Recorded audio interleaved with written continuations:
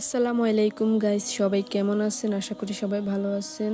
তো আলহামদুলিল্লাহ আমরাও ভালো আছি আল্লাহর রহমতে। তো আমরা আজকে যাব লুসেল মারিনাতে। আমরা অন্য আরও একদিন গিয়েছিলাম লুসেল মারিনাতে, কারণ ওই সময় আমরা নাইটে গিয়েছিলাম। তো আজকে আমরা ডেতে যাব। তো যখন আপনার 4টা বাজে 5টা বাজে তখনই আমরা রওনা দিয়েছিলাম। তো ওইখানে আমরা দাঁড়ালাম। ওয়ারিসার আব্বু একজন সাথে দেখা করার ছিল, তো ওনার সাথে দেখা করা শেষ হয়ে গেলে আমরা আবার রওনা দিব এই জন্য। তো আমরা রওনা দিলাম, ওনার সাথে কথা বলা শেষ। তো দেখতে পাচ্ছেন এটা লুসেল মারিনায়। যে সময় আমরা রাতে গিয়েছিলাম তখন একরকম লাগছিল, আর এখন আমরা দিনে যাওয়ার সময় এখন প্লেসটা অন্যরকম লাগতেছিল, কারণ দিনের আলোতে বিল্ডিংগুলা এবং আপনার রাস্তার পাশে যে আপনার ওয়েদার এবং যে কাঠামোটা ওইটা স্পষ্টভাবে বোঝা যায়। তো রাতে গেলে ওইটা আলোকিত থাকে, ওইটা অন্যরকম লাগে এবং দিনের বেলাতেই অন্যরকম লাগে। লুসাইল সিটিটি কোথায় অবস্থিত? লুসাইল সিটিটি অবস্থিত আপনার দোহার পরে কাতারের দ্বিতীয় বৃহত্তম শহর যেটাকে বলা হয়, এবং কাতারের অর্থনৈতিক রাজধানীও বলা হয়। ওরূপে আপনার রাজধানীর উপকূলে অবস্থিত এই লুসাইল সিটিটি, এবং আপনার আল দায়েনের পৌরসভার দক্ষিণ অংশে। তো আমরা প্রায় কাছাকাছি চলে আসছি লুসাইল সিটির।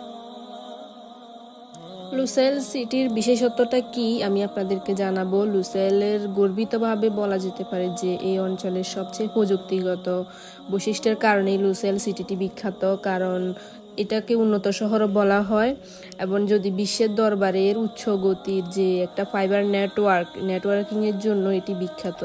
কেন্দ্রীভূত কুলিং সিস্টেম রয়েছে এখানে লুসাইল সিটির মধ্যে, এবং এর স্থায়িত্বের প্রতিও অটল প্রতিশ্রুতি দেয় কাতারের যে বিভিন্ন সংস্থা রয়েছে তারা। এছাড়াও শহরটি আপনার প্রাণবন্ত জীবন্ত একটি উদাহরণ হিসেবে ধরা হয়। শহরটি প্রাণবন্ততার সাথে স্পন্দিত হয়, কারণ এর জনসংখ্যা 2 লাখ ছাড়িয়ে গেছে। এবং দিন দিন এইটা 2030 সালে যে ওদের পদক্ষেপ অনুসারে 2030 সালের জন্য লুসেল সিটি তৈরি করেছে। তো আমরা চলে আসছি লুসেল সিটিতে, লুসেল মারিনা যেটাকে বলা হয়। পাশাপাশি যে বিল্ডিংগুলো দেখা যাচ্ছে ওইগুলো একদম অসাধারণ ছিল। দেখতে পাচ্ছেন এখানে পর্যটকরা এসে অনেক ভিড় করে, এবং অনেকে এখানে এসে আড্ডা দেয়, এবং এখানে অনেক খাওয়ার সুব্যবস্থা রয়েছে এই লুসেল সিটিতে, এবং পার্কিংয়ে যথেষ্ট আপনার ব্যবস্থা রয়েছে যা আপনারা দেখতে পাচ্ছেন।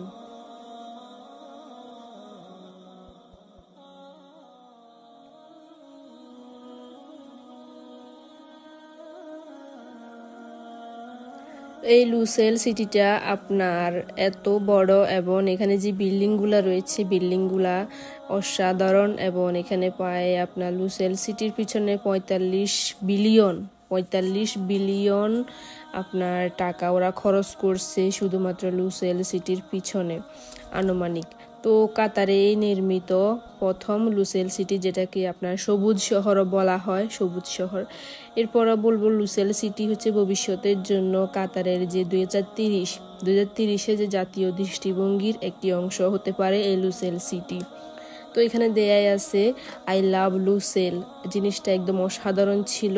আর আপনার যখন আপনি 3টার পরে যাবেন এখানে আপনার কাছে অনেক ভালো লাগবে ছবি তোলার জন্য। আপনাদের একটা বেস্ট আপনার প্লেস হতে পারে এই জায়গাটা। তো আমরা আমাদের ভিডিও করে দেওয়ার মতো কেউ ছিল না, নিজেরা আমরা যা পারছি ভিডিও করে নিছি, কারণ এগুলো একটা স্মৃতি হিসেবে থাকবে এই জন্য। তো এখানে 45 বিলিয়ন টাকা ওরা খরচ করছে এই সিটিটার পিছনে যেটা দেখতে পাচ্ছেন এটা হচ্ছে মুন টাওয়ার। তো মুন টাওয়ারের বৈশিষ্ট্য হচ্ছে আপনার এই মুন টাওয়ারের জন্য এখানে ভেতরে কি রয়েছে। তো এখানে ভেতরে রয়েছে আপনার সেন্ট্রাল ব্যাংক, কাতার ইনভেস্টমেন্ট অথরিটির প্রধান কার্যালয়, এবং 1.1 মিলিয়ন বর্গমিটার উন্নয়নটি কাতার ন্যাশনাল ব্যাংক, এবং এখানে কাতারি দিয়ার সহ বেশ কয়েকটি বিশ্বব্যাপী সংস্থারা হোস্ট করে। এবং এর ভূতপত্তি অথবা এই লুসেল সিটি যে নামকরণ করা হয়েছে, লুসেল সিটি নামকরণটা কেন করা হয়েছে আমি ওইটাই বলবো আপনাদেরকে। এটা হচ্ছে ভূতপত্তি, যেটার নাম হচ্ছে আল ওয়াসাইল থেকে উদ্ভূত হয়েছে লুসেল, এবং এটি একটি উদ্ভিদের স্থানীয় শব্দ যা এই এলাকায় প্রচুর পরিমাণে বৃদ্ধি পায় এবং যা আগের কালে ছিল, এবং এই সিটিটার নামকরণ করা হয়েছে এই উদ্ভিদটার কারণেই। তো আমরা যখন এখানে অনেকক্ষণ সময় কাটালাম, রাত হয়ে গেল দেখতে পাচ্ছেন। তো রাতের প্লেসটাও আমি আপনাদেরকে দেখানোর চেষ্টা করলাম যে রাতের প্লেসটা তো আরও অসাধারণ। দিনের বেলায় তো লাইটিং তেমনটা থাকে না, কিন্তু রাতের বেলা হলে তখন লাইটিংয়ের কারণে এই লুসেল সিটিটা আরও জাঁকজমকপূর্ণ হয়ে ওঠে, যা অসাধারণ লাগে দেখতে। এবং বিভিন্ন পানির যে স্রোত রয়েছে, পানির স্রোতগুলাও এখানে অনেক সুন্দরভাবে ফুটে ওঠে রাতের, যেন মনে হয় একদম সৌন্দর্য খণ্ডিত একটি দেশ, এরকম মনে হয় আমার কাছে। তো এই সিটিটার পিছনে অনেক টাকা খরচ করছে, এবং এই লাইটিংগুলা আপনার যে জায়গাটা লুসেল সিটি, রাতে যারা আসে পর্যটকরা, দর্শকরা, তারা অবশ্যই উপভোগ করে রাতের বেলা। এবং দিনের বেলা মানুষ কমই আসে, দেখা যায় কি রাতের বেলায় আসলে তখন যে লাইটিংয়ের জন্য মানে একদম আপনার শহরটা নতুন হয়ে ওঠে। তো সবাই বেসিক্যালি রাতে আসে। তা আমরাও যখন দিনে আসছিলাম প্রায় তখন 5টা নাগাদ, তো আমরাও থাকতে থাকতে তখন অন্ধকার হয়ে গিয়েছিল। তো সব আপনার বিল্ডিংয়ের লাইটিং জ্বলে উঠছিল। তো আমাদের আজকে ব্লগটা এই পর্যন্তই ছিল। আর যেসব আপুরা এই যে আমাদের মামে যে বোরকা পরছি আমরা, বোরকাটা যদি নিতে চাও তাহলে অবশ্যই আমাদের পেজ গার্ল ইউ বেলে গিয়ে নক করো, তো ওইখানে আনসার দেওয়া হবে। তো আর কোনো যদি কমেন্ট এর আনসার আপনারা না পান অবশ্যই কমেন্ট করবেন, এবং কমেন্টের মাধ্যমে আনসার দেওয়া হবে।